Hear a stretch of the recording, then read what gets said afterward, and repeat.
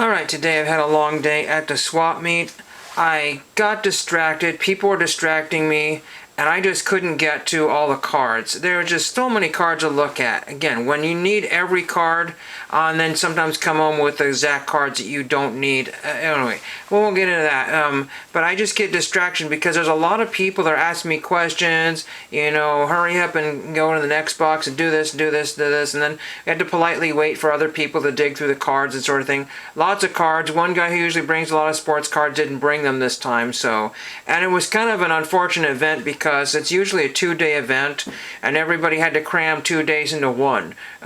Some people don't get their regular spots in the first building, the primary spot, so they had to work doubly hard, and a lot of people do not show up Sunday, so it was unfortunate and frustrating for them, and so this is their money-making time, and if they have to kind of share the building with other people, they don't like that. So I only got 1, 2, 3, 4, 5, 6, 7, 8. I got something like, I might have 1 or 2 more. My friend picked up a bunch of more Dodger cards. He got a Clayton Kershaw. I paid $2 for it. It goes for about 50 cents on COMC, but at least he doesn't have to pay shipping. And then and he also got found a Shohei in the 75-cent bin, and I said, you can have that.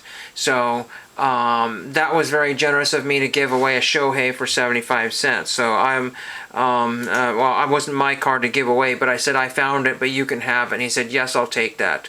So what did I get here? Now, again, people might not understand the significance. And, of course, in the 75-cent box, that's the top of the cards that this particular vendor sells.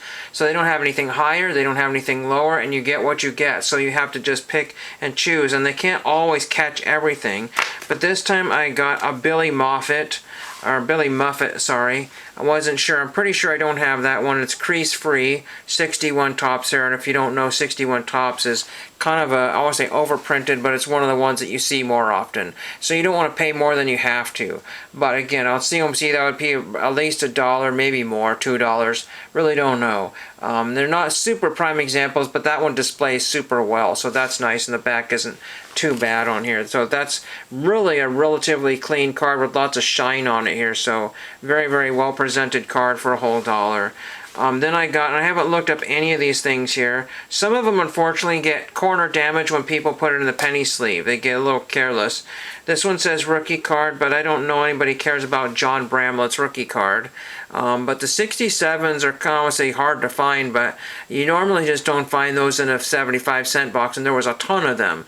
But I didn't buy a lot of those because I don't know where I'm at. I wasn't really trying to build that set, but happy to have that nonetheless. John Bramlett on the Broncos. Denver Broncos, I believe that's what that is. Then again, you don't see these very often. This is Ed Dank. I don't know Ed Dank very well, but it presents very well. Nice Ed Dank on the Boston Patriots. Some sort of printing flaw down there with the orange that came down there. Nice, well-presented card there. So I'm happy to get that. A nice, acceptable, clean card with relatively mint corners there. So happy to get that one there. And then a couple other cards here. Ed Bailey, and this was just about the only 64 I have, so I grabbed it. It's really thrashed and beat up more than I would like. There's faded spots on there, and it's card number 437. It's like, whatever. Very, very, very matte finish there, so whatever gloss that might have been on there is all gone. But it still presents well in a page, so I guess I'll have to deal with it. Again, Ed Bailey. I don't think he's an autograph signer. If he is or was, he's probably not signing now. Then I got Billy Gardner here. Billy Gardner looked like a good one there. And again, this one, if I already have it, this is a better example more than likely than that one. So Billy Gardner, again, 61. Again, when you only have $40 with you, you can't really load up on 75-cent cards. Again, that's better than some vendors and worse than some vendors. But you really can't complain if you're less than $1. Then we've got Bill Baird. And again, I thought this was a nice presentable example, but you can't take things out of the penny sleeves, and I was under a time crunch, so I had to take with a big crease in there. It's not as nice as examples as the other ones. I have a pretty, I would say, stunning examples, but relatively good examples, so that's kind of a downgrade. but I just liked the card and I had to get it. Again, I should have taken my time and picked and chose which ones of those that I wanted.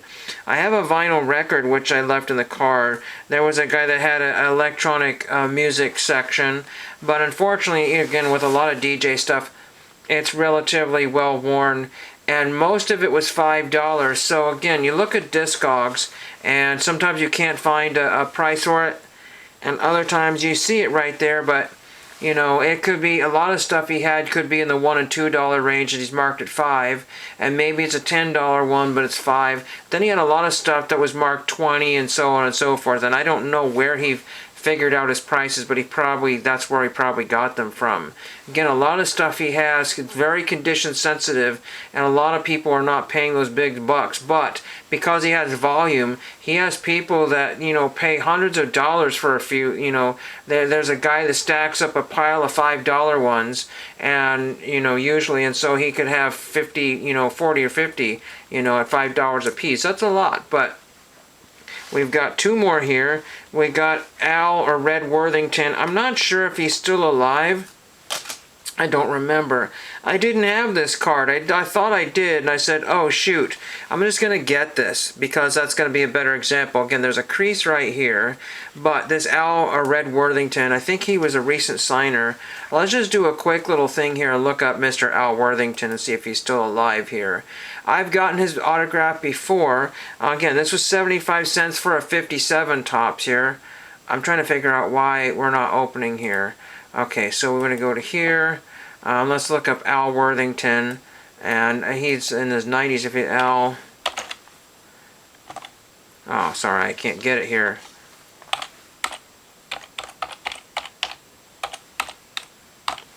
See if we can get Al Worthington and show you here. And it turns out I did not have this one. So he is age of 96 years old. So I don't know if he will charge or what he's going to be free, or I should send him $5. I don't know what I'm going to do. I didn't have this card. I did not have it. But he's supposedly 96 years old, so we'll see if I can get him to autograph that one for my 57s. And last card here is a name I'm sort of familiar with. Again, I'm not particular. This was a set that I don't know if this is a 67, 68, or 69. I don't remember. I was building one of these sets years ago. It's not particularly mint, but Nick Buoniconti.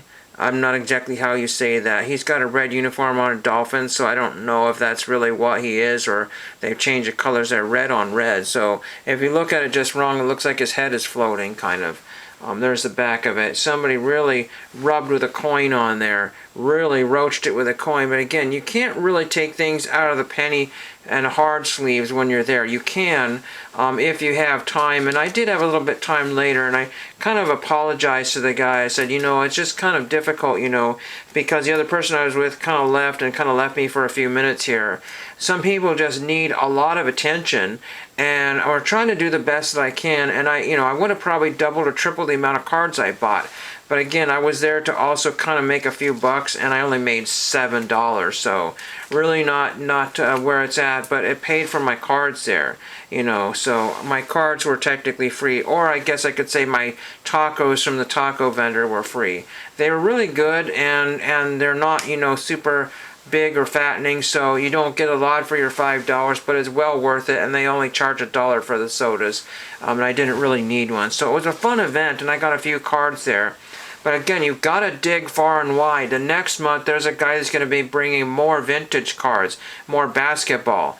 These events are popping up everywhere. There's a card show. I took a flyer. Let me see if I can find it here. Money just fell out of my pocket here. There's a card show coming up. This one here. So there's Salem's Premier Trading Card Showcase and Collectible Show. 65 vendors. And it's on Sunday, December 21st at the Scottish Rite Centre. So if my friends in the area are watching this, this is at the Scottish Rite Centre, and it's free to get in, free admission and parking. It's a pretty big parking lot there, but you know, that fills up pretty quickly because there might be other events going on there. So, you know, the first thing they show is Magic and Pokemon Lorcana, then Topps the way down here, Funko and all kinds of stuff. I'm not sure if these are the same people that I've done fun. It's $40 for a table, so if anybody I think one of my friends wanted to set up at one of the shows, so I think that was Chris Cards was going to try to do a table. I think that would be kind of fun to go to this. And this is on December 10th. You know, there's lots of events going on. The coin show, coin/stamp show, and I might have to skip that one. But, so I'm putting that out for those people in the Salem area here in Oregon. Now the other thing is I got a collection of stamps, and it's all TTM. So I might have got $8 worth of stamps for $5. I'm not really sure. So I've got to deconstruct that little book there and get them all into good use there. And I also got a huge box of paper ephemera. People love paper stuff. I got a movie photograph in there, so that was awesome. All kinds of interesting stuff. It was really cool. And I got it for free at the end of the day, and I got a bunch of free stuff, and then I headed to the Goodwill on the way back and gave some of the free stuff to one of my friends who's an antique booth vendor, and he could use that for a show he's doing. So that's very cool, and glad to help people out there. And you know, so nothing else bad really. Nothing. It was a wonderful afternoon. It just, when you hit the Goodwill bins late in the afternoon, temperatures get kind of really hot, and some people just have to vent their frustration. And it was just one of those things that you just had to basically step away from the situation to de-escalate it, and people wanted to re-escalate it, and I said, you know what, I need to go out to my car and look at give you this stuff so that I can get out before those other people just, you know, make matters worse for other people. You know, it just, you know, my de-escalation was just leaving. And, you know, at the Goodwill, it was late in the afternoon, barking dogs inside the store, people running over each other practically, and it was just chaos. But you know, in all of that chaos, most everybody was super apologetic and polite. You know, it's shocking how polite people can be. Well, like I said, the swap meet went without a hitch. It was a great event. It's always a low end thing to make money, but it's great for networking with people if you see them around. I met lots of people, and I don't have, you know, the ability to talk to everybody. And I didn't get everything I wanted to purchase, but you know, you can't catch them all. There's always another event, another event, another event.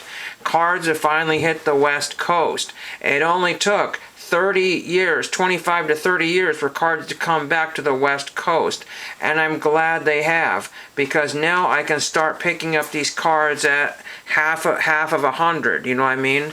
You know, so I'm halfway to 100, if you could look at it that way. Again, one or two at a time is not going to be building sets very quickly there, but it gives me something to do. It makes my COMC a little bit cheaper each time that I buy cards. And then I have about $5 worth of cards coming from eBay from some non-sports ones that I needed for a set, and some other little fun little pickups there. So everybody hope they had a great weekend. I'm sorry that the Blue Jays lost. You know, there has to be a winner, and it can't be two winners. So the Dodgers just happened to, you know, find the magic at the right time, just lucky times to get, you know, it's a game of inches, and that's exactly what it was. Either team could have won the next inning or the next inning, the next inning sort of thing. The Dodgers somehow fumbled their way into a World Series without playing their best ball game. But they had really good pitchers. That was really the thing that saved them, and they hit the ball at the right time. But they also made a crazy amount of mistakes. So that's the end of today's video. I'll try to get this uploaded. I have some uploading issues, and hope you enjoyed that, and thank you for watching.